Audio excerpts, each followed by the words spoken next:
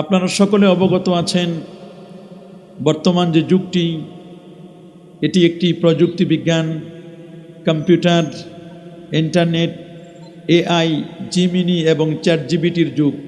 এ যুগের মানুষ অত্যন্ত সচেতন, নানা মনের, নানা চিন্তার, নানা দৃষ্টিভঙ্গির মানুষ এই পৃথিবীতে বাস করছে।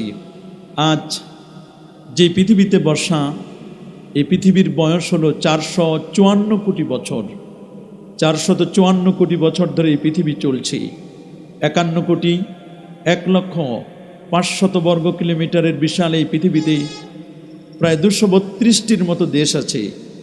193টি জাতিসংঘের সনদপ্রাপ্ত, 57টি ওআইসিভুক্ত, 59টি মুসলিম দেশ।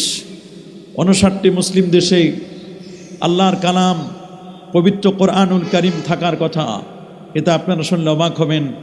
আল্লাহর কোরআনের গবেষণা চলছে আজকের এই পৃথিবীর প্রায় 174টি দেশে।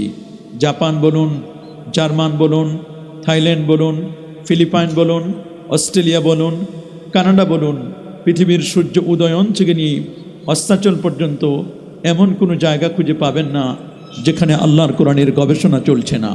প্রতিটি জায়গায়, প্রতিটি মুহূর্তে আল্লাহর কোরআনকে গবেষণা করি।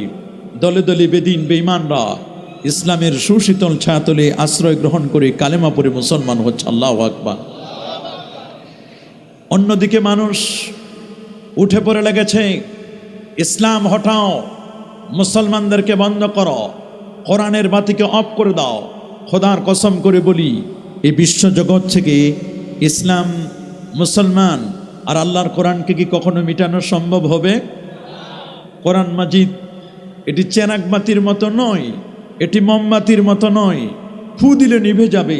নো, এটাকে যদি কেউ ফু দিয়ে নিভাতে চায়, সে নিভে যাবে, সে অফ হয়ে যাবে। আল্লাহর কোরআন আপন মহিমায় সামনে এগিয়ে চলবে। আল্লাহু আকবার বলেন। আমেরিকার গবেষণা সংস্থা, মহাকাশ গবেষণা সংস্থা নাসা মনে করেছে আল্লাহর নবী, প্যারা নবী রসুল করিম সাল্লাল্লাহু আলাইহি ওয়াসাল্লাম তিনি মনে হয় মঙ্গল গ্রহর সম্পর্কে জানে না। কিন্তু নাসার এই এতটুকুন জানা নেই যে আল্লাহ নবী আজ থেকে 1500 বছর আগে তিনি শুধু মঙ্গল গ্রহ নয়, মঙ্গল গ্রহ তো তার হাতের নাগালে, তিনি আল্লাহ পাকের আরশে আজিম পর্যন্ত ভ্রমণ করে এসেছিলেন। এবং তিনি যে আরশে আজিম পর্যন্ত ভ্রমণ করেছিলেন যে মাসটিতে, সে মাসটি হচ্ছে এই রজবের মাস। আমরা যে মাসটি পাস করছি, অতিক্রম করছি। প্রেষদি আসলে আমরা মনে করি বিজ্ঞানীরা যে তথ্য দেয় এটাই মনে হয় অ্যাবসুলেটলি 100% সত্য, কিন্তু বিজ্ঞানের তথ্য সবসময় সঠিক হয় না। বিজ্ঞান মাঝে মধ্যে সরি বলে। যেমন বিজ্ঞানের কাজ হচ্ছে, বিজ্ঞান বলছে যে আগুনের কাজ হচ্ছে জ্বালিয়ে দেওয়া। যদি বিজ্ঞানকে কোশ্চেন করেন, তুমি তো সায়েন্টিস্ট, তুমি তো বড় একজন বিজ্ঞানী, তুমি তো জানো আগুনের কাজ হচ্ছে দাহ করা, জ্বালিয়ে দেওয়া। যদি কোশ্চেন করা হয়, নবী ইব্রাহিম খলিলুল্লাহকে যখন আগুনে ফেলানো হলো, তখন আগুন কি করেছিল? আগুন বলছিল সরি, আমার দাহ কাজ করতে পারবো না, আমার ক্রিয়া, আমি আর ক্রিয়েটিভ না, আমি এখন অ্যাক্টিভ না, আমি ইনঅ্যাক্টিভ হয়ে গেছি। কারণ তিনি আল্লাহর পয়গাম্বর, একটা পশম জ্বালাতে পারে নাই। আল্লাহু আকবার বলেন। পৃথিবীর মানুষ বলবে পানির উপরে যদি কোনো ভারী জিনিস দেওয়া হয়, স্বাভাবিকভাবে সে ভারী জিনিসটি পানির নিচে তলে যাবে, তলায় যাবে। যদি একটা লোহা ফেলে দেওয়া হয়, বলেন তো লোহাটা কি ভেসে উঠবে না নিচে যাবে? যখন শাহজালাল ইয়ামানি আল মুজাররাদি রাহিমাহুল্লাহ তিনি যখন 360 জন সফর সঙ্গীকে বললেন জায়নামাজটা বিছিয়ে দিয়ে এর উপরে তোমরা আরোহণ করো, উঠো, জায়নামাজ কিন্তু ডুবে নাই, জায়নামাজ ডুবে নাই, জায়নামাজ উপরে রয়েছে। যদি কোনো বিজ্ঞানীকে জিজ্ঞেস করা হয়, যারা পানি নিয়ে যারা গবেষণা করেন, আপনি জিজ্ঞেস করলে ওরা বলবে যে এইখানে আমাদের কোনো বক্তব্য নাই, কোনো সে নাই। যদি কোনো এমব্রিওলজিস্ট, ভ্রূণতত্ত্ববিদ, হিউম্যান অ্যানাটমি, মানবতা নিয়ে যারা কাজ করে, মানুষের ভ্রূণ নিয়ে যদি কেউ কাজ করে, তাকে যদি আপনি জিজ্ঞেস করেন এই পৃথিবীর মধ্যে সন্তান জন্ম হয় 23-46 জোড়া ক্রোমোজোমের মাধ্যমে, পুরুষকে আল্লাহ ক্রোমোজোম দিয়েছেন এক্স এবং ওয়াই, নারীর ক্রোমোজোম হচ্ছে ডাবল এক্স, পুরুষের ক্রোমোজোম হচ্ছে এক্স এবং ওয়াই, নারীর ক্রোমোজোম ডাবল এক্স। যখন পুরুষের এক্স নারীর এক্স নেওয়া হয় তখন পৃথিবীতে সন্তান হবে মেয়ে। পুরুষের এক্স নারীর ওয়াই, এক্স এবং ওয়াই নিয়ে পৃথিবীতে সন্তান হবে ছেলে। যদি জিজ্ঞেস করা হয় ঈসা রুহুল্লাহ কেন জন্ম নিল, ওনার তো ওয়াই নাই, খালি এক্স আছে, মা আছে, বাবা নাই। মেয়েদের তো কোনো ওয়াই নাই, নারীদের তো ডাবল এক্স, ওয়াই তো নাই। ওয়াই ছাড়া আবার ছেলে হয় কেমনে? বিজ্ঞান বলবে এখানে আমরা সরি, এখানে আমাদের কোনো সে নাই, এখানে কোনো বিজ্ঞানের কোনো সূত্র কোনো কাজ করে না। আল্লাহু আকবার। যদি বলি যে কখনো কখনো এক্সও নাই ওয়াইও নাই, তারপরেও হতে পারে। আল্লাহু আকবার বলেন। কোনো এক্সও নাই ওয়াইও নাই, তাও হতে পারে। বলে এটা কেমন কথা, এক্সও নাই ওয়াইও নাই, তিনি আদম সফিউল্লাহ আমার বাবা, বলেন না আমার এবং আমার মা। পৃথিবীর বিজ্ঞান বলবে সন্তান হওয়ার জন্য তো অবশ্যই মেয়ের পেট থেকে হওয়ার কথা, কিন্তু অবাক করার মতো আদম আলাইহিস ইসলামের বাম পাজরের হাড় থেকে আল্লাহ তাআলা আরেকটা মানুষ, জিন্দা মানুষ বানালেন। হাইয়ুন, একটা জীবিত মানুষ থেকে আরেকটা জীবিত বানালেন। হাইয়ুন থেকে হাওয়া, আল্লাহু আকবার। জীবন্ত মানুষ থেকে আরেকটা জীবন্ত মানুষকে বানালেন, কোনো ধরনের এনেস্থেসিয়া ছাড়া, অবশ করানো ছাড়াই। অবশ না করিয়ে যে মানুষকে অপারেশন করা যায় পৃথিবীর বিজ্ঞানীরা জানতো না। আমার আল্লাহ জানাই দিলেন আদমকে অবশ করানো হয় নাই, এনেস্থেসিয়া দেওয়া হয় নাই, তার বাম পাজরের হাড় থেকেই আল্লাহ সুবহানাহু ওয়া তাআলা হাওয়াকে বানালেন। এখানে বিজ্ঞানের কোনো বক্তব্য নাই। আল্লাহু আকবার বলেন। ঠিক সেম বক্তব্য দিয়েছে বিজ্ঞান, বলছে উপরে যেতে কেউ যদি মহাকাশে যেতে চায় তাহলে 174টা বাধা। কয়টা বাধা?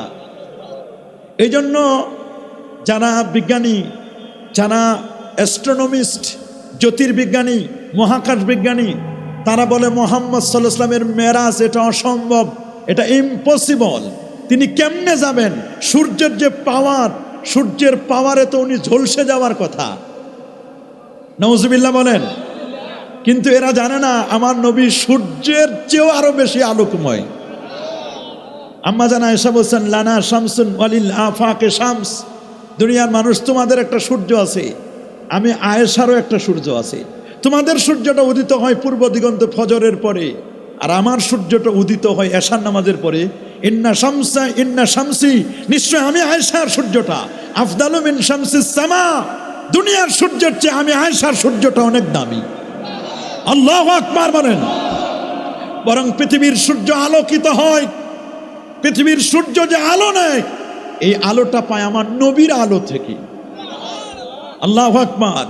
নবীকে আল্লাহ তাআলা সিরাজুম মুনির বলেছেন, জুন্নুর, নূরওয়ালা নবী, সিরাজ মুনির। এই জন্য আল্লাহ সূর্যের কসম করেছেন ওয়াশ শামসু ওয়া দুহাহা ওয়াল কমার ইযা তালাহা। সূর্যের কসম, সূর্যের কসম মানে কি? আমার নবী হলো সূর্য। পৃথিবীর যত আলেম, ওলামা, পীর, বুজুর্গ, মুহাদ্দিস, মুফাসসির, এরা সবাই হচ্ছে চাঁদের মতো। চাঁদের নিজস্ব কোনো আলো নাই, আলেমদের নিজস্ব কোনো আলো নাই, কোনো এলেম নাই। কোনো আলেম যদি আলেম হতে চায়, কোনো পীর যদি আলেম হতে চাও আমার রসুলের নূর থেকে আলো না নিলে তোমার চেহারাকে কোনোদিন আলোকিত করতে পারবে না। আল্লাহু আকবার বলেন। এই জন্য আমেরিকার মহাকাশ গবেষণা সংস্থা বলেছে উপরে যাওয়া যায় না, 174টি বাধা। আমার আল্লাহ বলেন আমি আমার দোস্তকে নিব, কোনো বাধাই নাই। তো ওরা বলল যে উপরে যে গেছেন বা উপর থেকে নেমেছেন এমন কোনো প্রমাণ আছে? বলে ইয়েস, উপরে থেকে এসেছেন প্রমাণ আছে, উপরে গেছেন তারও প্রমাণ আছে। বলে তাহলে একটু বলেন দেখি উপর থেকে নেমেছেন এমন কে? বলে উপর থেকে নেমেছিলেন আদম এবং হাওয়া আলাইহিমাস সালাম, তারা ছিলেন জান্নাতে। বলেন তো আমার মা বাবা জান্নাতি না জাহান্নামী? আমার মা বাবার আসল ঠিকানা কোথায় বলেন না? কোরআন বলছে ইয়া আদম উসকুন আনতা ওয়া যাওজুকাল জান্নাহ। আদম এবং হাওয়া ছিল কোথায়? যদি আমার মা বাবা জান্নাতি হয়, উত্তরাধিকারী হিসেবে সন্তানরাও তো জান্নাতি হওয়ার কথা। কিন্তু আদম আলাইহিস সালামের আমরা যারা সন্তান দাবি করি, আমাদের কয়জন জান্নাতি হবে? আরে উত্তরাধিকারী হয় তখন সন্তান যদি যোগ্য হয়, কিন্তু সন্তান যদি ত্যায্য পুত্র হয়, সন্তান যদি মা বাবার আদর্শকে জবাই করে দেয়, তাহলে তারা কখনো উত্তরাধিকারী পায় না। আমাদেরকে আদম নবী ত্যায্য পুত্র করার লাগে না, আমরা নিজেরাই ত্যায্য হয়ে গেছি অনেকেই। কথা মানেন? এই জন্য আমরা উত্তরাধিকারী, অনেকাংশে আমরা উত্তরাধিকারী পাবো না। অথচ আমার মা জান্নাতি, আমার বাবা জান্নাতি। আল্লাহু আকবার। আমার বাবা আদম সফিউল্লাহ জান্নাতে ছিলেন, মা হাওয়া আলাইহিস সালাম তিনি জান্নাতে ছিলেন। আল্লাহ তাআলা আদম এবং হাওয়াকে জান্নাত থেকে পাঠায় দিলেন। প্রশ্ন করতে পারেন, হুজুর জান্নাতটা কোথায়? জান্নাতটা হলো সিদরাতুল মুনতাহার পাশে। আমি যে আয়াতটা তেলাওয়াত করছি সেই আয়াতের মধ্যে লেখা আছে, ওয়ালাকাদ রাআহু নাজলাতান উখরা ইনদা সিদরাতিল মুনতাহা ইনদাহা জান্নাতুল মাওয়া। সিদরাতুল মুনতাহার পাশে হলো জান্নাতুল মাওয়া। সুবহানাল্লাহ বলেন। এখন সিদরাতুল মুনতাহা কোথায়? একটা হিসাব নেন। পৃথিবী থেকে 9,30,00,000 মাইল দূরে হলো সূর্য। দ্যাট মিনস 15 কোটি কিলোমিটার দূরে সূর্য। সুবহানাল্লাহ বলেন। 15 কোটি কিলোমিটার দূরে হলো সূর্যটা।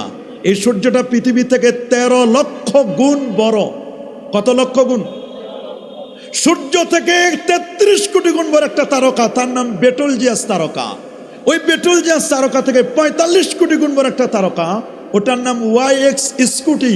তার চেয়ে আরো বড় হচ্ছে Nova, supernova, Proxima Centauri, Andromeda Galaxy. তার চেয়ে আরো বড় হলো ব্ল্যাক হোল, যেটাকে আল্লাহ কোরআনে বলেছেন লা উকসিমু বিমাওয়াকিউন নুজুম। ব্ল্যাক হোলের চেয়ে আরো বড় প্রথম আকাশ, তারপর দ্বিতীয়, তৃতীয়, চতুর্থ, পঞ্চম, ষষ্ঠ, সপ্তম আকাশের পর সিদরাতুল মুনতাহা। ওর পাশেই হলো জান্নাতুল মাওয়া। ওই জান্নাত থেকে আদম এবং হাওয়া আল্লাহ দুইজনকে পৃথিবীতে পাঠাই দিলেন। একজন আসলো শ্রীলঙ্কায়, আরেকজন আসলো জেদ্দায়। আল্লাহু আকবার বলেন। তাহলে উপর থেকে আসা যায় কিনা বলেন? উপর থেকে আসা যায়। যখন বিজ্ঞানীদেরকে বলা হলো যে না উপর থেকে এসেছে, প্রমাণ আছে, তখন ওরা বলল পৃথিবীতে নামা সহজ, উঠা কঠিন। দেখেন কত খবিস হলে এইরকম বলে নামা সহজ পৃথিবীতে, আপনার উপর থেকে নিচে নামা সহজ, কিন্তু উপরে উঠা কঠিন। তখন ওরা বলল যে উপরে উঠেছেন আকাশে, এমন কোন প্রমাণ আছে? আমরা বললাম ইয়াস, তার প্রমাণও আছে। বলে ঈসা রুহুল্লাহ তিনি 4th আসমানে উঠেছিলেন। আল্লাহু আকবার বলেন। খ্রিস্টানরা এই তো গতদিন বড় দিন গেল না খ্রিস্টানদের, অথচ খ্রিস্টানদের বড়দিন নিয়ে 9টা বক্তব্য আছে। ওদের নির্দিষ্ট দিনে বড়দিন হয় না। বাংলাদেশে বা আমাদের কত 25শে ডিসেম্বর হয়, অনেক জায়গায় আবার 7ই জানুয়ারি হয়, কত জায়গায় কত রকমের হয়। কারণ তাদের ধর্মের মধ্যে গোজামিলটাই বেশি। কেন গোজামিল? কারণ তারা যে মানে ওল্ড টেস্টামেন্ট, নিউ টেস্টামেন্ট লিখেছে, সেখানে তারা ঈসা রুহুল্লাহর মৃত্যুর সাল লিখেছে, অথচ একজন নবী এখনো মৃত্যুর স্বাদ আস্বাদন করে নাই, তিনি ঈসা রুহুল্লাহ। আল্লাহু আকবার বলেন। তিনি মিরাকেল, তিনি আবার আসবেন ইনশাআল্লাহ। উনি আসবেন কোথায়? দামেস্কের জামে মসজিদে, শাম সিরিয়া, আল মানারাতুল বাইদা, শুভ্র সাদা মিনারা। সহিহ মুসলিমের রওয়ায়েত, যখন মাগরিবের আজান হবে, একামতটা বাকি। শরহু ফিকহিল আকবারের মধ্যে আসে আজান হবে, একামতটা বাকি, এখনো একামতটা বাকি রয়েছে। আজান হয়ে গেছে, মুসল্লিরা বলবেন মাগরিবের একামত দেন না কেন, শর্ট টাইম। বলে আজকে মাগরিবের নামাজ একটু ডিলে হবে। বলে রিজন কি, কারণ কি? বলে কারণ হচ্ছে এটাই, আজকে একজন পয়গাম্বর কালিমাতুল্লাহ ওয়া রূহুল্লাহ ঈসা মসিহ তিনি আজকে মাগরিবের নামাজে আসবেন।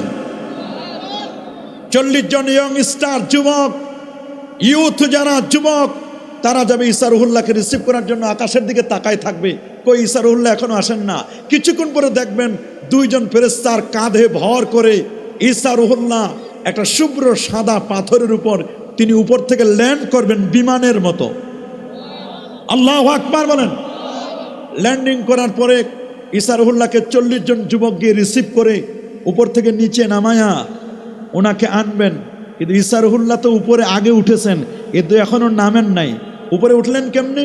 ঈসা নবী যখন বিভিন্ন মিরাকেলের কথা বলছিলেন, তাদেরকে দ্বীনের দাওয়াতের কথা বলছিলেন, একজন মানুষ ঈসা রুহুল্লাহকে বাজে কথা বলে তোমার তো বাবা নাই, বাবা ছাড়া তুমি সন্তান, তোমার কথা আমি মানব না। নাউজুবিল্লাহ বলেন, আরো যারা নাউজুবিল্লাহ। এই কথা বলে তাকে মারার জন্য উদ্যত হলো, মানে তুমি বাস্টার্ড, নাউজুবিল্লাহ। এইরকম কথা বলে তোমাকে জমিনে রাখবো না, মেরে ফেলবো। ওই মুহূর্তে আমার আল্লাহর কাছে ঈসা রুহুল্লাহ ফরিয়াদ করেন, আল্লাহ এরা তো আমাকে মেরে ফেলতে চায়। একজন ঈসা নবীর পিছনে ধাওয়া করলো। ঈসা আলাইহিস সালামকে আল্লাহ তাআলা সেফ জায়গায়, ওই যে মসজিদে তিনি প্রবেশ করলেন, মসজিদের ছাদ ফাঁক হয়ে ঈসা রুহুল্লাহকে আল্লাহ তাআলা 4th আসমানে উঠাই নিলেন। আল্লাহ বলছেন ওয়ামা কাতালু ওয়ামা সালাবু ওয়ালাকিন শুব্বিহা লাহুম। ওরা ঈসা নবীকে যখন আল্লাহ উঠাই নিছেন, ঈসার চেহারাটা হুবহু চেহারাটা ওই যেই লোকটা ধাওয়া করছিল ওর চেহারায় আল্লাহ দান করছেন। এখন ওরা কনফিউশনে পড়ে গেছেন যে যদি ইনি হয় ঈসা তাহলে আমাদের লোক কই, আর ইনি যদি হয় আমাদের ব্যক্তি যিনি ধাওয়া করেছিলেন তাহলে ঈসা কই। ওরা একটা সন্দেহের মধ্যে পড়ে গেল। ওরা ওইটাকে ঈসা মনে করে শুল বানায়া শুলে চড়াইয়া তাকে হত্যা করেছে। আমার আল্লাহ বলেন ওয়ামা কাতালু ওয়ামা সালাবু, ঈসাকে তারা মারতেও পারে নাই, শুলেও চড়াইতে পারে নাই। তারা যাকে মারছে ওটা ঈসা নয়, ওটা নাম্বার 1 মিসা। ওটা কি ঈসা না মিসা? মিসা। বলে ঈসা কথায় বার রাফাহুল্লাহ, কোরআন বলছে বার রাফাহুল্লাহ ওয়া কানা আল্লাহু আজিজান হাকিমা। আল্লাহ ঈসা নবীকে উপরে উঠাই নিছেন, সুবহানাল্লাহ বলেন। তাহলে ঈসা নবী উপরে উঠেছেন, উনি এখনো নামেন নাই। যিনি উঠেছেন তিনি নামেন নাই। যারা নেমেছেন দুইজন, ওনারা উঠেন নাই। ওরা কনফিউশনে পড়ে গেল যে যিনি নেমেছেন তারা তো উঠেন নাই, আর যিনি উঠেছেন উনি তো নামেন না। আমাদের বিশ্বাস করতে কঠিন হচ্ছে। এমন একজনের কথা বলেন যিনি উঠেছেন এবং নেমেছেন। বলে তাহলে শোনো, উনি আমাদের নবীজি। বলে কেমনে উঠলেন? বলে কেমনে উঠলেন? আল্লাহ তাআলা ওনাকে কমিটমেন্ট করেছিলেন লিনুরিয়াহু মিন আয়াতিনা। তিনি যে রব্বুল আলামিন, তিনি যে বহুমাত্রিক জগতের রব, গোটা ইউনিভার্স শুধু নয় বরং কুল কায়নাতের তিনি যে একজন রব, এই রুবুবিয়াতটা দেখানোর জন্য তার দোস্তকে নিলেন যে আপনি যে রাহমাতুল্লিল আলামিন আর আমি যে রব্বুল আলামিন, তা আলামিনটা কত বড় আপনার একটু দেখা দরকার। আপনি কতটুকুন জায়গার জন্য রহমত আর আমি কতটুকুন জায়গার জন্য রব, আপনি একটু আমার রুবুবিয়াতের মুজিজা, আমার রুবুবিয়াতের বিশাল সেই রুবুবিয়াতের চৌহদ্দি বাউন্ডারি বর্ডার কেমন একটু হাবিব আপনাকে দেখাবো, আমার নিদর্শনাবলী আমি আপনাকে দেখাবো। সুবহানাল্লাহ। নবীজি অত্যাচারের উপর অত্যাচার, নির্যাতন, নিপীড়ন, স্টিম রোলার চালানো হয়েছে নবীর উপর। 3 বছর শিয়াবে আবি তালেবের জেলখানায় কারাবন্দি। নবীকে খাবার দেয় নাই। নবী চামড়াগুলো পর্যন্ত, মশকের চামড়াগুলো চিবিয়ে চিবিয়ে খেয়েছেন। এমন কঠিন পরিস্থিতি, খাবার দাবার বন্ধ করে দিয়েছে। নবীর মা নেই, বাবা তো জন্মের আগে মারা গেছেন। দাদা নেই। চাচা আবু তালেবকে শেল্টার দেওয়ার জন্য দায়িত্ব দিয়েছিলেন। চাচা আবু তালেবের ইন্তেকাল হলো। বাহিরের শেল্টার দেওয়ার মতো কেউ নেই। ভিতরে শেল্টার দিতেন আম্মাজান খাদিজাতুল কুবরা রাদিয়াল্লাহু তাআলা আনহা। আমার আল্লাহ যাকে নিজেই সালাম দিয়েছিলেন, তিনি ইন্তেকাল করলেন। এদিকে অত্যাচারের মাত্রা দিন দিন বেড়ে যাচ্ছে। নবী মনে করলেন আমার বাল্য বন্ধু যারা ছিল, ইউথ যুবক ছিল যারা, ওরা তখন বড় হয়েছে, এরা তো আমাকে চিনবে। আমি যখন তায়েফে লালিত পালিত হয়েছিলাম বনু বকর গোত্রের, আমার বয়স তখন 2 বছর 3 বছর 4 বছর। এই বয়সের আমার বন্ধু বান্ধব তো তায়েফে অনেক আছে। আমার মামার বাড়ির এলাকা তায়েফ। আমি একটু তায়েফের আমার বন্ধু বান্ধবদের সাথে দেখা করি, ওইখানে একটু মনটাকে রিফ্রেশে নিয়ে যাই। উনি অনেক হেজিটেশন করছিলেন, হাইপার টেনশনে ভুগছিলেন। এইরকম আমরা যেমন যুবকরা ভুগে, ওই রকম আল্লাহ নবী খুব টেনশন করছিলেন। টেনশনের মধ্যে আমার আল্লাহ বলেন দোস্ত কোনো টেনশন করবেন না, অদ্দোহা অদ্দোহা, সামনে আলোকময় জীবন আসতেছে আপনার জন্য, শুধু আলো আর আলো, কোনো টেনশন নাই। লা তাহজান ওয়ালা তাকফা, ভয় নাই, টেনশন নাই। এ যুবক, কোনো ভয় নাই, কোনো টেনশন নাই। আমাদের সামনে পথটা কুসুমাচ্ছিন্ন নয়, আমাদের পথ পরিষ্কার, সামনের পথগুলো ক্লিয়ার। অদ্দোহা, আলোয় আলোকময়। আমার আল্লাহ বলছেন দোস্ত আপনি কোনো টেনশন করবেন না। ওদের যেখানে কূটকৌশল যেখান থেকে শেষ, আমি আল্লাহ তাদের জবাব দেওয়ার জন্য সেখান থেকে শুরু। আল্লাহু আকবার বলেন। ওরা যখন অনেক চেষ্টা করে নবীকে কোনো মতে থামাতে পারল না, আমার নবী অত্যাচারের স্টিম রোলার যখন নবীর উপর চালানো হলো, আমার নবী একটু তাসাল্লির জন্য, মনের সান্ত্বনার জন্য গেলেন তায়েফে। তায়েফের মানুষগুলো নবীকে চিনে নাই, নবীকে বুঝতে পারে নাই। নবীর গায়ে পাথর মারলো, নবীর গায়ে কঙ্কর মারলো, নবীর পিছনের যুবকদেরকে লেলিয়ে দিল। আমার রাসূলকে মারার জন্য কত রকমের পলিসি তারা গ্রহণ করলো। আল্লাহর কি মেহেরবানি, নবী ধৈর্যের বিশাল পাহাড়, এমন ধৈর্যশীল নবী। ইসবির কামা সাবারা উলুল আজমি মিনার রসুল, ধৈর্যের বিশাল পাহাড় সমপরিমাণ ধৈর্য নিয়ে আল্লাহ নবীকে যখন রক্তাক্ত করলো, নবীজির পা মোবারক থেকে রক্ত বের হয়ে যখন জুতোর তলার সাথে লেগে গেল, আল্লাহ নবী পিছপা হলেন না। নবী তবুও তাওহীদের কথা বারবার বলছেন, রিসালাতের কথা বলছেন। এক পর্যায়ে নবীকে মারার জন্য যখন বড় বড় পাথর রেডি করলো, এক দল মানুষকে পাহাড়ের উপর উঠাই দিয়েছে, উপর থেকে পাথর মেরে নবীকে মেরে ফেলবে। এখনো দুইটা পাহাড়ে পাথর এখনো স্টপ হয়ে আছে। নিজের চোখে কমপক্ষে 20 বার দেখেছি আমি। তাইফের ময়দানে 1-2 বার নয়, 20 বারের মতো আমার কমপক্ষে যাওয়া। সেখানে তাইফের মধ্যে এখনো পাথর দুটো অটো ঝুলন্ত আছে। নবীকে মারার জন্য যারা পাথর ফেলে দিয়েছিল, পাথরকে আমার আল্লাহ স্টপ করে দিয়েছেন। পাথর, তুমি আমার নবীকে কষ্ট দিও না। ওইভাবে ঝুলন্ত পাথর। আল্লাহু আকবার বলেন।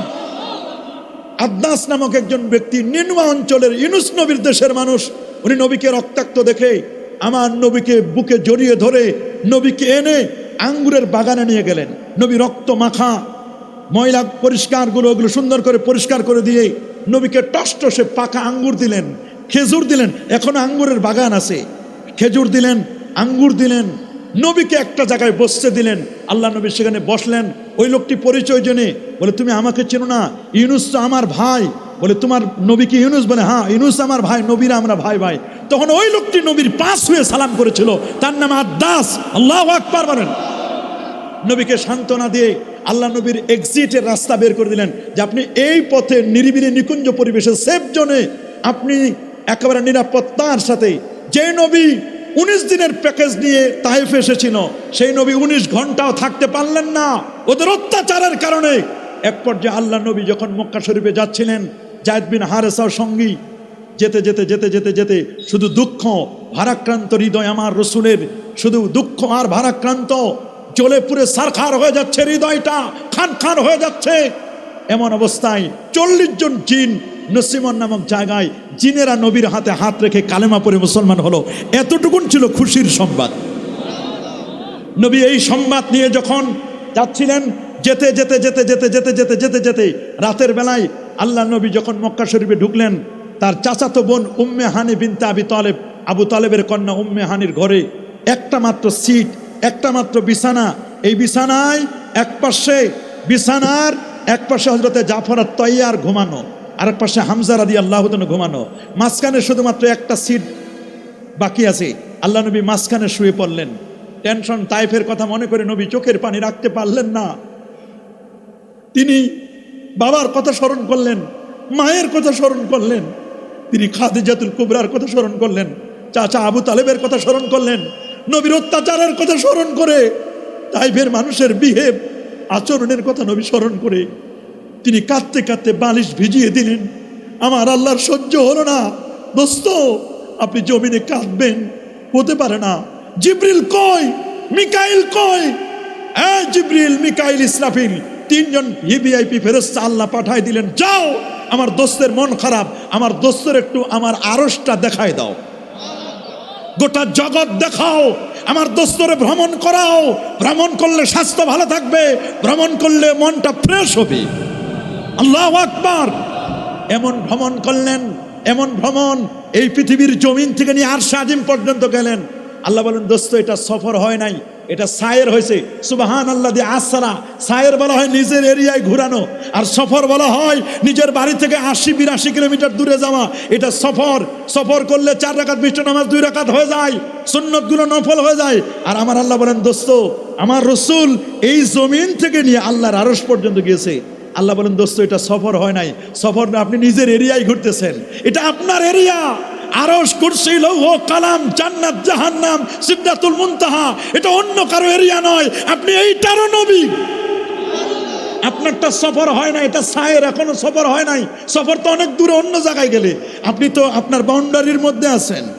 সেই নবীকে আল্লাহ তাআলা সফর করানেন। সফর করলে হৃদয়টা ফ্রেশ হয়, মনটা ফ্রেশ হয়, হিম্মত বাড়ে, শক্তি বাড়ে। আল্লাহু আকবার। আমার নবী রাতের বেলায় এক পর্যায়ে ঘুমিয়ে গেলেন। টেনশন করতে করতে যখন ঘুমিয়ে যাচ্ছেন, জিব্রাইল, মিকাইল, ইসরাফিল, আল্লাহ জিব্রাইলকে বলেন, জিব্রাইল, জান্নাতে গিয়ে সবচেয়ে ভালো ভিভিআইপি গাড়ি, জান্নাতি গাড়ি, নাম তার বোরাক, 40,000 গাড়ি থেকে বাছাই করলো একটা, যার বোরাকটা দেখতে ইনসানিন মানুষের মতো, ফাওকাল হেমার গাধার চেয়ে বড়, দুনাল বাগলে খচ্চরের চেয়ে ছোট, কপালের মধ্যে লেখা লা ইলাহা ইল্লাল্লাহ মুহাম্মাদুর রাসূলুল্লাহ সাল্লাল্লাহু আলাইহি ওয়াসাল্লাম। এই কপালের মধ্যে লেখা এইরকম একটা বাহন এনে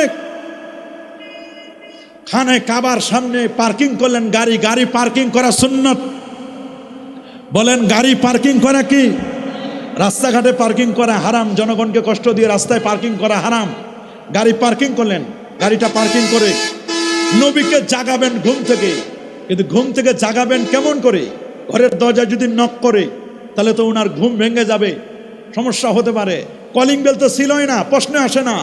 এই জন্য ঘরের ছাদ ফাঁক করে দরজা দিয়ে ঢুকেন নাই, ঘরের ছাদটা ফাঁক করে জিবরিল আমিন মাথার দিকে, মিকাইল মাঝখানে, ইসরাফিল পায়ের দিকে, তিনজন মিলে পরামর্শ করেছে কে জাগাবেন আল্লাহর নবীকে।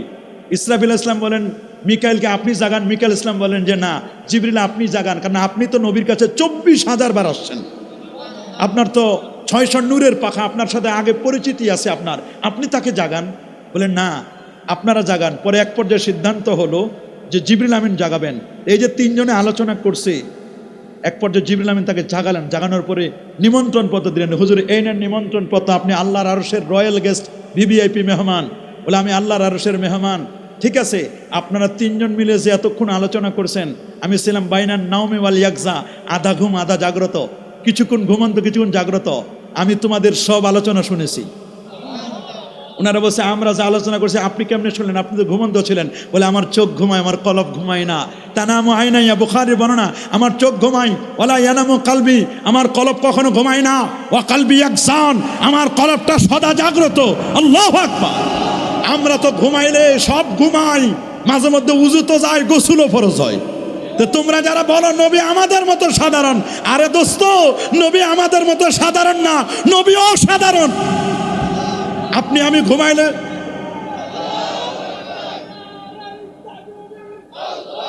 সময় নাই বাবা, সময় নাই, ঠিক আছে বসো, সময় কম। আপনি আমি ঘুমাইলে উজু যায় কি যায় না? আমরা ঘুমাইলে কোনো হুঁশ থাকে? দেখেন না মোটরসাইকেল চালাইতে চালাইতে ঘুমাইয়া গাছের সাথে লাগাই দেয়, এক গাড়ির সাথে লাগাই দেয়। ট্রাকের ড্রাইভাররা ঘুমাইতে ঘুমাইতে যাইয়া আরেকজনের ট্রাকের ড্রাইভারের সাথে লাগাই দেয়।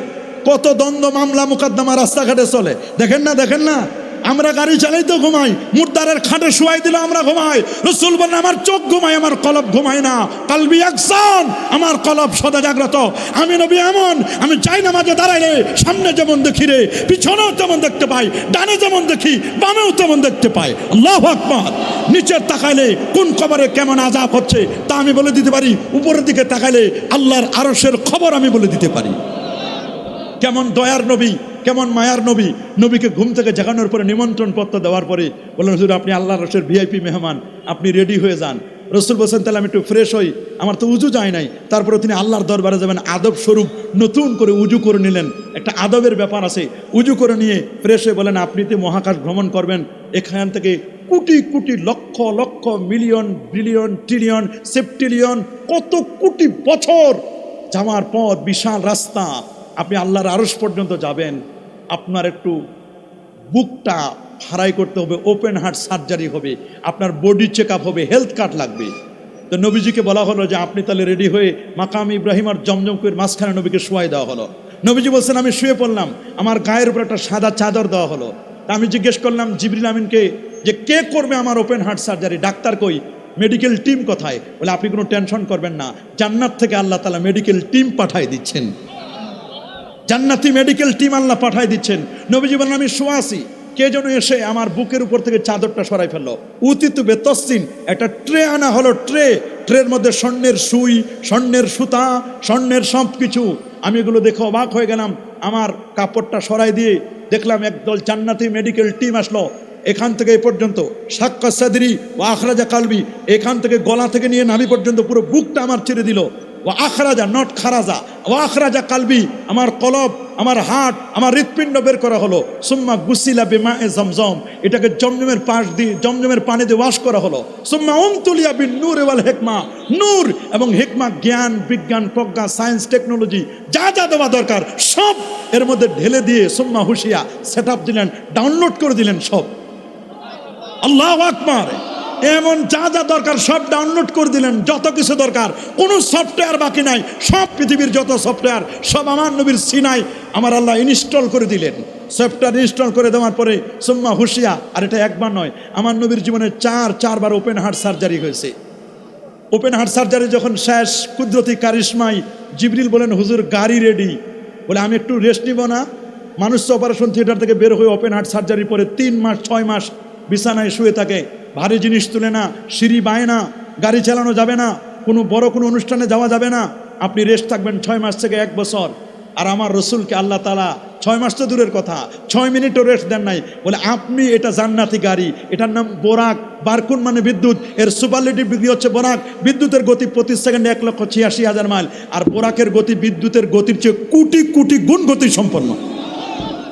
এই গাড়িটা আপনি চালাবেন, কারণ জিবরিল আমিন বলছে আমি এটার জীবনে কলকবজা জানি না, এটার ব্রেক কোথায়, এটার পিক আপ কোথায়, আমি কিচ্ছু জানি না, এটা চালাবেন আপনি হুজুর, আর আমি থাকবো পিছনে। ওপেন হার্ট সার্জারি করার পরে নবী এবার ড্রাইভ করা শুরু করতেছেন। আল্লাহু আকবার! নবী এবার জান্নাতি গাড়ি চালাবেন, বোরাক চালাবেন। এটা তো অটো সিস্টেম করা, সুবহানাল্লাহ। অটো গাড়ি, অটো কি গাড়ি? অটো। নবীজি সামনে বসা, পিছনে জিবরিল আমিন ছাত্র হয়ে নবীর পিছনে বসা।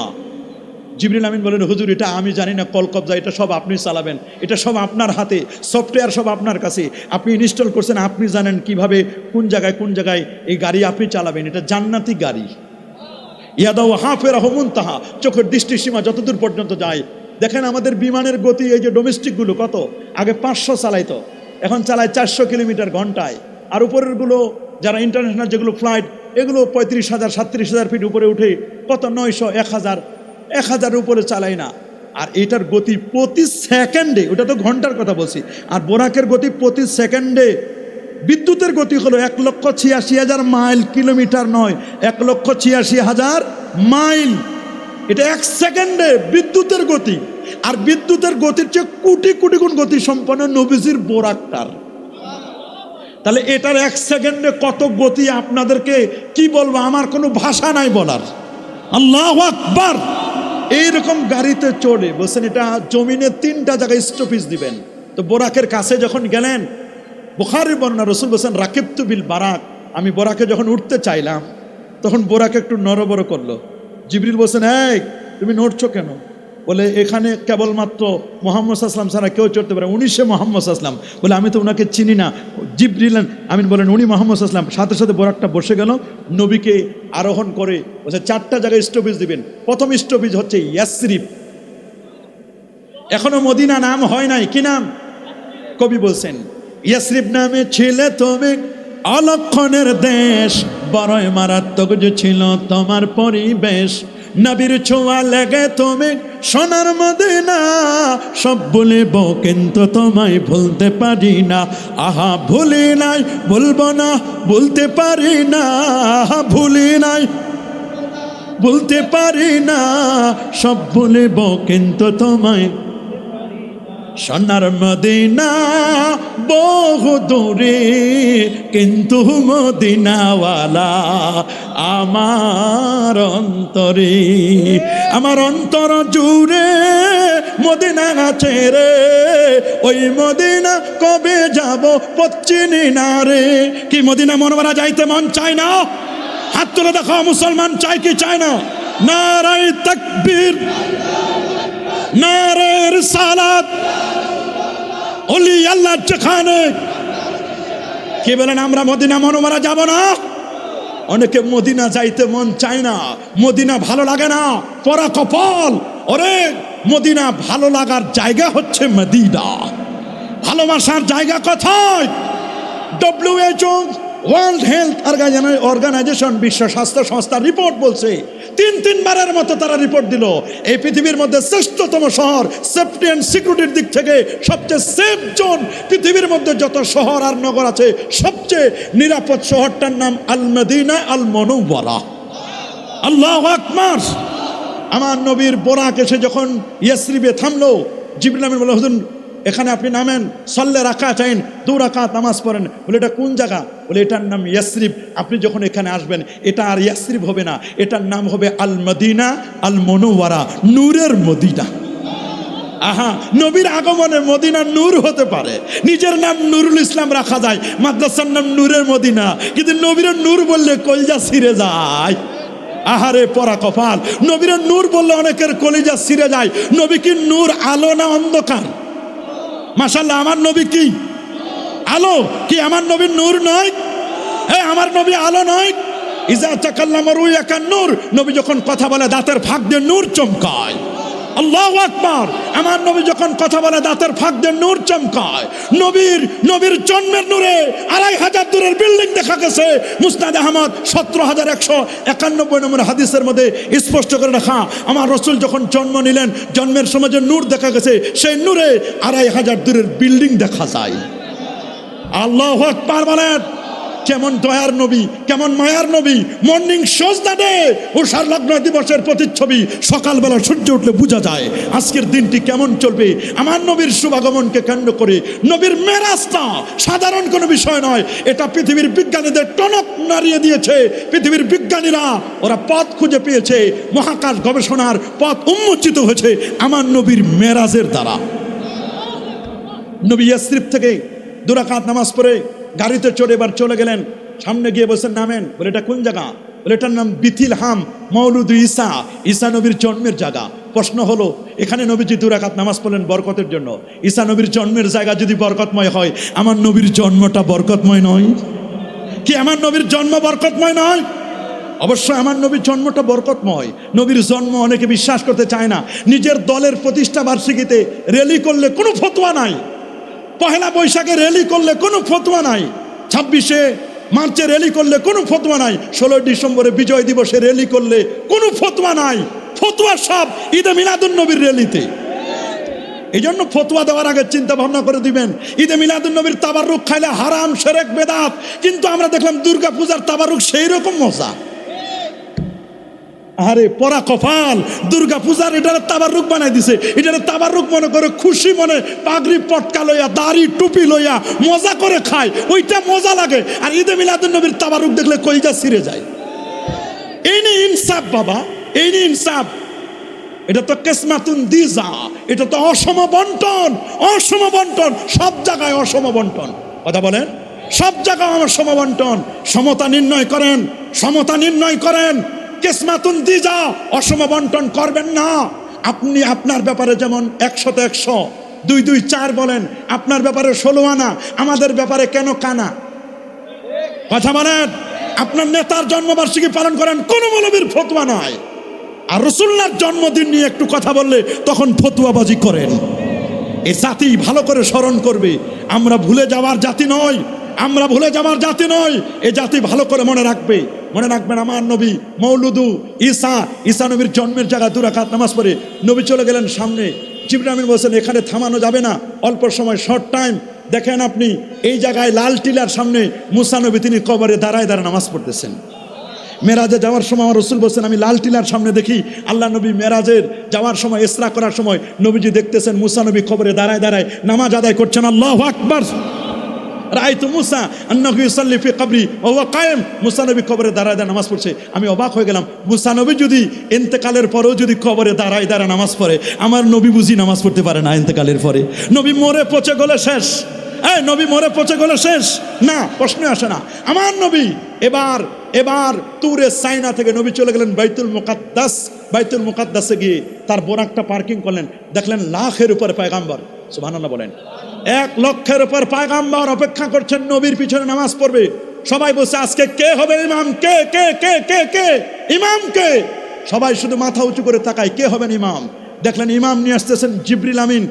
জিবরিল আমিন আমার রসুলকে এনে ইমামতির জায়গায় দাঁড় করে দিলেন, আপনি ২ রাকাত নামাজ পড়াবেন। নবীজি 2 রাকাত নামাজ পড়ালেন, ইমামুল আম্বিয়া ওয়াল মুরসালিন লকব পেলেন। লকব পাওয়ার পরে তখন জিবরিল আমিন তিনি বললেন যে একটু আপনাকে সম্বর্ধনা দেওয়া হবে, যেমন আমাদেরকে কোনো মেহমান আসলে সম্বর্ধনা দেয় না। রবি তো চিফ গেস্ট, বলে অনুষ্ঠান শুরু হবে। তাহলে অনুষ্ঠানের সভাপতিকে? বলে অনুষ্ঠানের সভাপতি আদম সফিউল্লাহ, আদম আলাইহিস সালাম। বলে তাহলে ঘোষণা করবে কে? প্রেজেন্টার কে?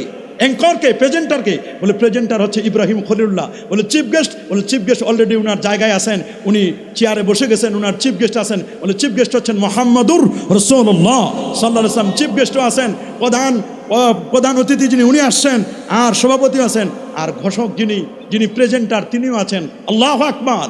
ঘোষণা হলো, নবীজি সংক্ষিপ্ত আকারে কয়েক মিনিটের বক্তব্যে সমস্ত নবীরা আবেগে আপ্লুত হলেন। সমস্ত নবীরা নবীর সাথে মুসাফা করার জন্য চান্সও অনেকে খুঁজে পায় নাই। কেমন দয়ার নবী, কেমন মায়ার নবী। এবার নবীকে আপ্যায়নের জন্য 4টা গ্লাস দেওয়া হলো। প্রথম গ্লাসে দেওয়া হলো দুধ, এরপরে দেওয়া হলো শরাব, এরপরে পানি, এরপরে দেওয়া হলো নবীকে মধু। বলছে 4টা 4 in 1, 4টা থেকে যে কোনো একটা আপনি চুজ করবেন। নবী টেনশনে পড়লেন, পানি নিব নাকি শরাব মদ নিব, নাকি আমি কি নিব, আমি মধু নিব নাকি দুধ নিব? 4টা থেকে একটা নিতে হবে। নবীজি চিন্তা ভাবনা করে তিনি বলছেন আখাস্তুল লাবান, দুধের গ্লাসটা আমি টেনে নিলাম। সুবহানাল্লাহ বলেন। জিবরিল আমিন বলেন আখাস্তাল ফিতরা, আপনি ভালো জিনিস নিয়েছেন, আপনি ভালো জিনিস নিয়েছেন, সুন্দর জিনিস আপনি নিয়েছেন। আল্লাহু আকবার বলেন। আপনি ভালো জিনিস নিয়েছেন। বলে কেন? বলে আপনি যদি মধু নিতেন তাহলে আপনার অনেক উম্মত তো গরিব আছে, মধু এটা তো অনেক দামি, 1000-1200 টাকা কেজি। আপনার গরিবের বাড়িতে এরকম মধু পাওয়া যাবে না। তবে মধু তো এখন নাম্বার সারা মধু, মধু বলে বিষ খাওয়ায়। মধু হই হই করে কি খাওয়ায়? বিষ খাওয়াই দেয়। আমরা অনেক ছাত্র, আমাদের অনেক ছাত্র, সারা ওয়ার্ল্ড ব্যাপী আমাদের ছাত্রগুলো বিভিন্ন ইউনিভার্সিটিতে, মিশর, উম্মুল কোরা, মদিনা ইউনিভার্সিটি সহ, তাবুক ইউনিভার্সিটি সহ, কিং ফাহাদ, কিং আব্দুল আজিজ সহ কত ইউনিভার্সিটিতে আমাদের হাজার হাজার ছাত্র পড়াশোনা করছে। তা আমরা ওদেরকে পাঠাই বিদেশ থেকে মধু আনবে, কিন্তু অনেক ছাত্র মধু আনতে পারে না, আনে বিষ। আনতে বলি মাযহাব, আনে লা মাযহাব। আনতে বলি 20 রাকাত তারাবি, আনে 8 রাকাত। আনতে বলি দোয়া, আনে সব বদদোয়া। দোয়া নাই, এসে ফতুয়া দে দোয়া লাগে না। আরে কি অবাক করার মতো। এরা আনবে মধু, মধুর জায়গা আনে বিষ। কি আনে? যাওয়ার সময় নিয়ে গেল দোয়া, আর আনলো বড় বড় কম্বল, দোয়া বিদেশে রেখে আসছে। কি আপনারা দোয়া করতে চান কি চান না? হাত তুলে দেখান। আমরা দোয়া বিশ্বাস করি কি করি না? অফকোর্স আমরা দোয়া বিশ্বাস করি। প্যারা নবী রাসূল আকরাম সাল্লাল্লাহু আলাইহি সাল্লাম তিনি দুধের গ্লাসটা নিলেন, মধু নিলেন না। অথচ মধুর নামে কোরআনে সূরা আছে, ওয়াহা রাব্বুকা ইলান নাহলি আনিত্তাখিদি মিনাল জিবালি বুয়ুতাও ওয়া মিনাশ শাজারি ওয়া মিম্মা ইয়ারশুন সুম্মা কুলি মিন কুল্লি সামারাতি ফাসলুকি সুবুলা রাব্বিকি দুলুলা ইয়াখরুজু মিন বুতুনিহা শারাবুম মুখতালিফুন আলওয়ানু ফীহি শিফাউন লিন-নাস। আল্লাহু আকবার। ছোটকালে আপনারাও পড়েছেন, মৌমাছি মৌমাছি কথা যাও নাচি নাচি, দাঁড়াও না একবার ভাই। মৌমাছি বলে ওই ফুল ফোটে বনে, যাই মধু আহরণে, দাঁড়াবার তো সময় আমার নাই। মৌমাছি ব্যস্ত। মৌমাছিকে গবেষণা করেছেন 14 বছর গবেষণা করে। দ্য ড্যান্সিং বি, নেচে যাওয়া মৌমাছি। কার্বন প্রেস, অস্ট্রিয়ার একজন বিজ্ঞানী, তিনি মৌমাছিকে গবেষণা করে তিনি নোবেল পেয়েছিলেন। আল্লাহু আকবার বলেন। মৌমাছির মধ্যে এমন কি মোহনী শক্তি রয়েছে। মৌমাছি মধুমক্ষিকা যখন তার বাসাটা বানায়, ট্রাপিজিয়ামের মতো বানায়, নট আয়তক্ষেত্রের মতো বানায় না, বর্গক্ষেত্রের মতো বানায় না, একটু তেরসা করে বানায়। এই জন্য 5 কেজি 7 কেজি 8 কেজি 10 কেজি মধু নিয়ে ঝুলে থাকে। এমন কোন সুপার গ্লু আল্লাহ তার মুখের মধ্যে দিয়ে দিলেন যে মৌচাকটা সুন্দর করে ঝুলে থাকে। ঝড় হোক, তুফান হোক, আপদ হোক, বিপদ হোক, মৌচাক পড়ে না, গাছ ভেঙে পড়ে, মাগার মৌচাকটা ভেঙে পড়ে না। বিজ্ঞানীরা বলেছেন এক একটা মৌচাকে কমপক্ষে 22,000 কামরা, 22,000 রুম, ছোট্ট একটা জায়গায় 22,000 রুম বানাতে পারে।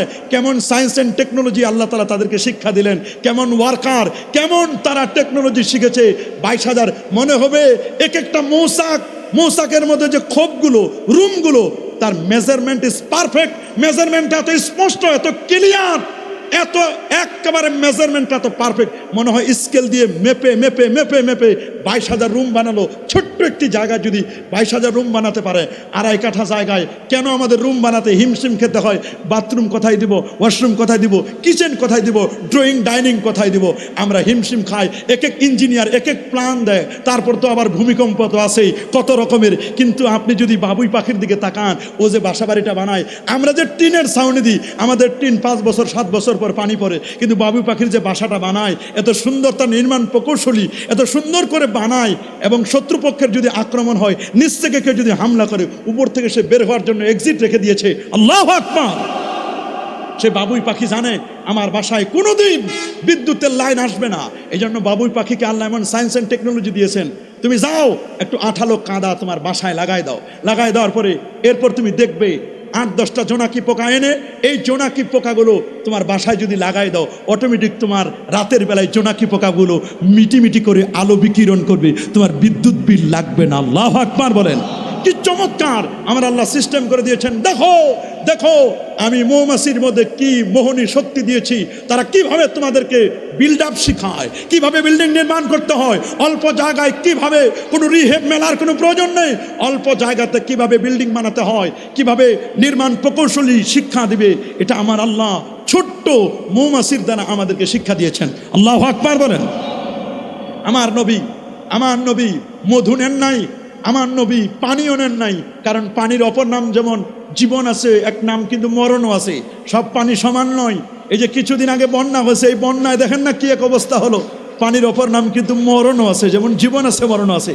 নবীজি শরাব নেন নাই, মদ নেন নাই, তাতে যে অবস্থা যুব সমাজের, মদ, জুয়া, গাঁজা, ইয়াবা, বাবা, হিরোইন, ফেন্সিডিল, একতারা, দোতারা, সেতারা, আউল, বাউল, ফাউল নামের কতগুলো ভণ্ড প্রতারক বের হয়েছে, কি সমাজে নাই?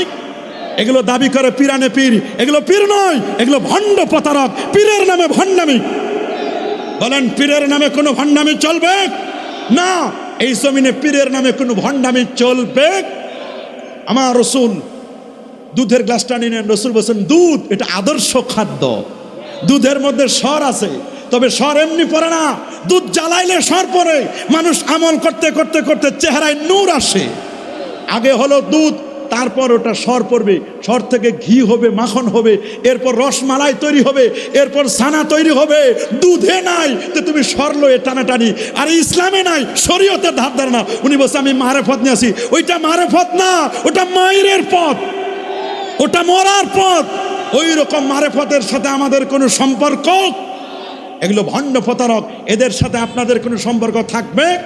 হক্কানি অলিয়া উলিয়া আমরা চিনি, এদেশ অলিয়া উলিয়ারা আবাদ করেছেন, ফুরফুরা, সরসিনা, সোনাকান্দা, আড়াইবাড়ি, ধামতি, এই সমস্ত আল্লাহর অলিরা, 12 অলিয়া 360 অলিয়া এদেশ আবাদ করেছেন। আল্লাহর অলিদের দেশে, আল্লাহর অলিদের দেশে কোনো ভণ্ডামিদের জায়গা থাকবে? থাকবে নাকি কোনো ভণ্ডামির জায়গা থাকবে? ওরা বলছে হুজুর আর 9 মিনিট, ইনশাআল্লাহ 9 মিনিটের মধ্যে দেখি উপরে যাওয়া যায় কিনা। আল্লাহ নবী দুধের গ্লাসটা নিলেন, বলেন দুধ এটা আদর্শ খাদ্য, আলাইকুম বি আলবানিল বাকার, রসুল বলছেন তোমরা দুধ খাবে, ফাইন্নাহা তারিমু মিন কুল্লি সাজার, দুধ সকল ঘাসের সার নির্যাস। দুধ হলো এলমে শরীয়ত, আর সর, ঘি, মাখন এটার নাম এলমে মারেফত। সর দুধ ছাড়া যেমন সর হয় না, এলমে শরীয়ত ছাড়া তেমন এলমে মারেফত কল্পনা করা যাবে না। আল্লাহ নবী এবার দুধের গ্লাসটা খাওয়ার পরে সামনে বরাক রেডি, নবীজি আমার এবার বরাকে উঠলেন, বরাকে উঠে নবীজি এবার উপরের দিকে রওনা করলেন। একেবারে চন্দ্র, সূর্য, গ্রহ, নক্ষত্র, Neptune, Pluto, galaxy, Milky, nova, supernova, Proxima Centauri, Andromeda galaxy করে ক্রস করে একেবারে আল্লাহ নবী চলে গেলেন প্রথম আকাশ। দেখলেন 120 হাত লম্বা আদম নবী সামনে দাঁড়ানো। কেমনে তিনি দাঁড়ানো, এখানে আবার নামাজ পড়লেন, আবার মুহূর্তের মধ্যে তিনি কেমনে চলে গেলেন উপরে, আল্লাহ তো নিয়েছেন। প্রথম আসমানে গিয়ে দেখেন আদম নবী দাঁড়ানো, আদম নবীর সাথে মুসাফা করে সাক্ষাৎ করে পিঠে হাত বুলালেন। প্রথম আসমান থেকে চলে গেলেন দ্বিতীয় আসমানে, ইয়াহিয়া আলাইহিস সালাম, সুবহানাল্লাহ বলেন। ওখানে মুসাফা হলো। তৃতীয় আসমানে ইদ্রিস আসলাম, চতুর্থ আসমানে হযরত ঈসা আলাইহিস সালাম, ইউসুফ আলাইহিস সালামের কথাও বলা হয়েছে। এভাবে চতুর্থ আসমানে দেখা হলো। এরপর চলে গেলেন পঞ্চম আসমানে হযরতে হারুন আলাইহিস সালাম, ষষ্ঠ আসমানে মুসা কালিমুল্লাহ। মুসা নবী বলেন আপনার সাথে একটু কথা আছে, আপনি একটু আমার সাথে কথা বলেন। মানে কেন? আমি তো কোথায় যাচ্ছেন আপনি? বলে আমি আল্লাহর আরশের দিদারে এলাহিতে যাচ্ছি, আল্লাহরে দেখার জন্য। বলে আপনি দেখার জন্য যাচ্ছেন, আমি তো আপনার আগে দরখাস্ত করেছিলাম রব্বি আরিনি, আল্লাহ আমারে একটু দেখা দেন, আপনার সাথে একটু ভিডিও কলে কথা বলবো, আপনার সাথে একটু 3G চাই, 4G 5G চাই, আপনার সাথে একটু অডিও কল আর কথা হবে, একটু ভিডিও কল করব। আল্লাহ বলছেন তোমার সাথে ভিডিও হবে না, শুধু অডিও, তুমি 2G পর্যন্ত তোমার পাওয়ার, এর উপরে আন না। বলে আল্লাহ তাহলে আপনি যারা নেবেন, বলে মুসা নবী তোমার সাথে শুধু অডিও কল, আর আমার দোস্তের সাথে অডিও ভিডিও দুইটাই চলবে, কারণ আমার দোস্ত তো হাবিবুল্লাহ। আল্লাহু আকবার। আমার রসুলের সাথে অডিও প্লাস ভিডিও, ওয়াখতার তু লে হাবিবি আর রুইয়া ওয়াল কালাম, আমার দোস্তের জন্য আমি আল্লাহ নির্বাচন করেছি অডিও প্লাস ভিডিও। রুইয়া মানে হলো ভিডিও দেখা, ভিজন, আর ওয়াখতার তু রুইয়া ওয়াল কালাম, কালাম হচ্ছে অডিও। তো বলছেন যে আপনি তারে দেখা দিবেন, বলে আপনি তাহলে আল্লাহর দিদার পাবেন। তা আপনি তো আল্লাহকে দেখবেন, যাওয়ার সময় একটু আপনি আমার পাশ দিয়ে যায়েন, আমি আপনার একটু দেখব। আমি তো আল্লাহরে দেখতে পারবো না, আমি আল্লাহর সাথে কথা বলেছি, কিন্তু আপনি তো আল্লাহকে দেখবেন। তা আপনি যে দেখবেন, আপনার তো আলাদা একটা তাজাল্লি আসবে চেহারায়, আমি একটু আপনারে দেখবো, একটু যাওয়ার সময় আমার সাথে দেখা করেন। আল্লাহু আকবার বলে আচ্ছা ঠিক আছে। নবীজি এবার মুসা আলাইহিস সালামকে ক্রস করে অতিক্রম করে চলে গেলেন সপ্তম আকাশে, হযরতে ইব্রাহিম খলিলুল্লাহর সাথে দেখা করলেন। দেখা করে এবার নবী চলে গেলেন সিদরাতুল মুনতাহা। সিদরাতুল মুনতাহার পরে ৭০,০০০ নূরের পর্দা পাড়ি দিয়ে আরশে আজিমে গিয়ে আল্লাহকে দেখলেন। আল্লাহ বলেন দোস্ত আরো কাছে, আরো কাছে, আরো কাছে, এত কাছে আপনি এমন একটা জায়গা আসছেন, এই জায়গা আগে কেউ আসে নাই, পরে কেউ আসবে না, এ পর্যন্ত এনে আমি আল্লাহ আপনার শান, আপনার মান, আপনার ইজ্জত, আপনার তাজিম, আপনার তাকরিম আমি আল্লাহ বাড়াই দিয়েছি। কি দুলকে, কি ভুলকে, কি গ্রহে, কি নক্ষত্রে, কি আসানে, কি একামতে, কি মসজিদে, কি মাদ্রাসায়, কি খানকায়, কি ওয়াজে, কি মাহফিলে আমি আল্লাহ। যেখানে হাবিব আপনিও সেখানে। আল্লাহু আকবার। আপনাকে কেউ মাইনাস করতে পারবে কি? আমার রসুলকে কি কখনো মাইনাস করা যাবে? এই পৃথিবীর জমিনে আমার রসুলকে যারা মাইনাস করতে চায় তারা মাইনাস হয়ে যাবে। আমার রসুলকে কোনোদিন মাইনাস করতে পারবে না। আমার আল্লাহ তার দোস্তকে নিয়ে আবার রাতের মধ্যে ফেরত দিলেন।